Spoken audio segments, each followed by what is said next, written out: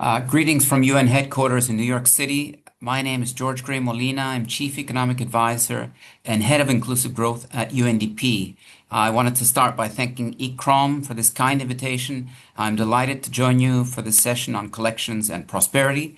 I will focus on the bumpy road between the present, shaped by geopolitical and geoeconomic turbulence, and the future, a world in which prosperity is defined beyond GDP and some of the implications for cultural heritage collections. I should start by saying that I don't have a crystal ball. However, there are some foresight signals and trends that give us a sense of what the operating space looks like for sustainable development in the future. This in turn allows us to foresee a two-way dialogue on how prosperity trends shape cultural heritage, but more importantly, how collections may help redefine prosperity in the future.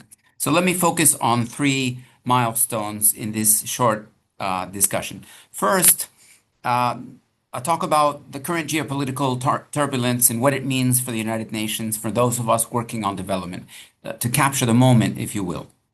Second, to sketch out how beyond GDP thinking is emerging with lessons from around the planet, from the SDGs, from donut economics, planetary boundaries, multidimensional poverty and well-being policies, and a different conversation about the ends and means of progress.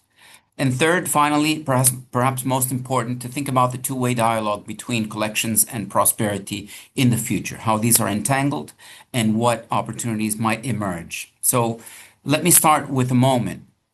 These are turbulent times, as you know, for the UN and the multilateral system on the peace and humanitarian front, but also for development.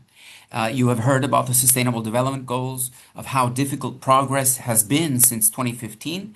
Only about 35% of SDGs are on track this year, with tremendous implications for human well-being along social, economic, and environmental lines. There are numerous fiscal, financial, institutional, trade, even geopolitical barriers to moving this agenda forward today. And while the SDGs are often measured as statistical gaps with respect to global goals, a more important thing to say about them is that behind those gaps, on poverty reduction, on gender equality, on climate actions, there is a complex process of social and economic activity. People moving from one place to another, people aging, people making decisions on whether to buy an apartment or a house or obtain secondary or university level education, on whether to invest in the digital platform or in an in-person small business. In other words, beyond the statistical gaps are millions of people making daily decisions about how and where to live.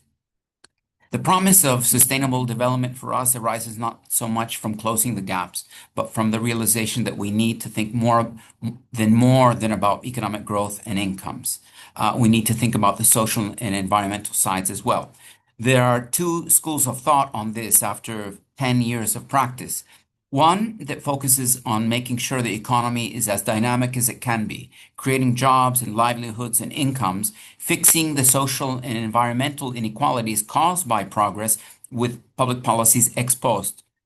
A second school of thought hopes that we can start to address the root causes of these crises before they happen, building economies that are more inclusive, that are more sustainable in a structural way, not just as a crisis response.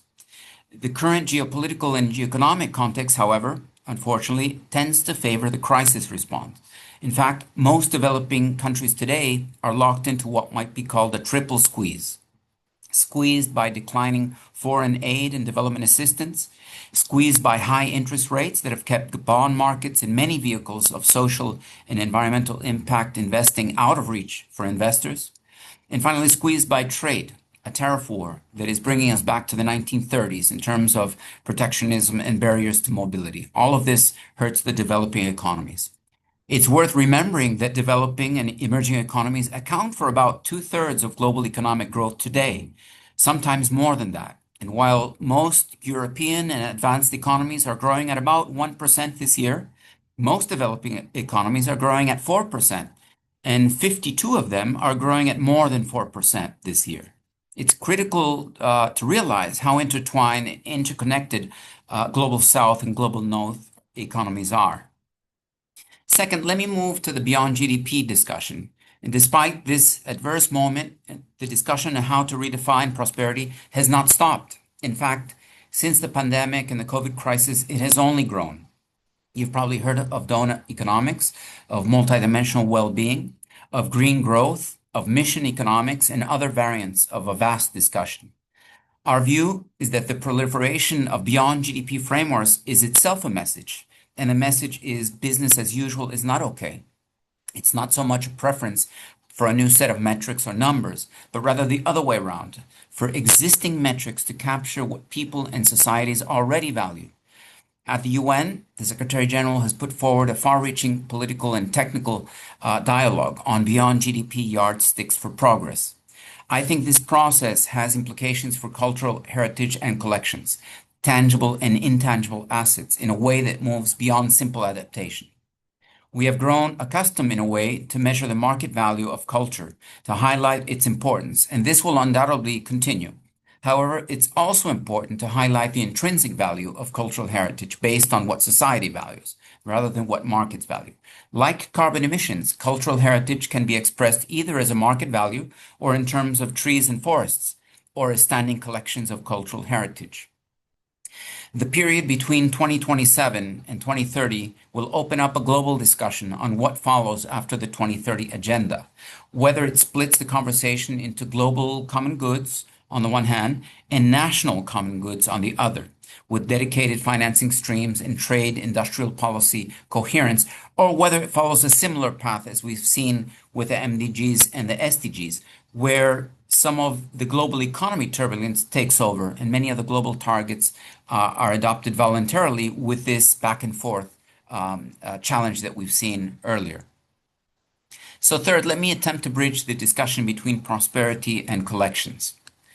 For the foreseeable future, we will need to have a foot in both worlds, the GDP world of markets and market value, and the beyond GDP intrinsic value discussion.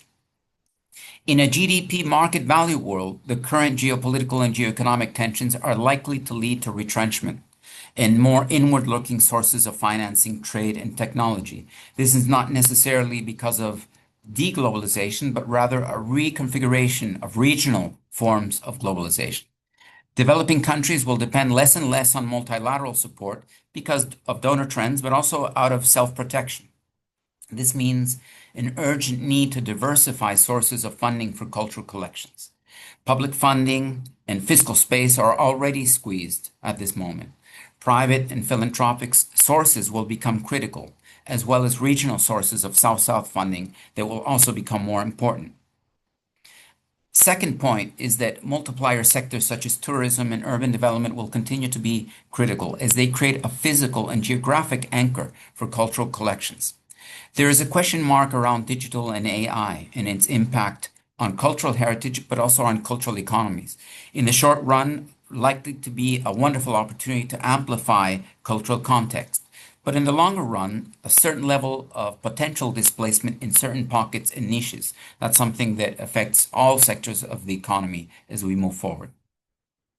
In a beyond GDP intrinsic value world, there would be a dedicated stream of financing for global collective goods, including climate action, biodiversity, AI regulation, but also cultural heritage. And this ring fencing would be done by a coalition of the willing, in the understanding that perhaps at this moment, 193 country consensus is hard to deliver.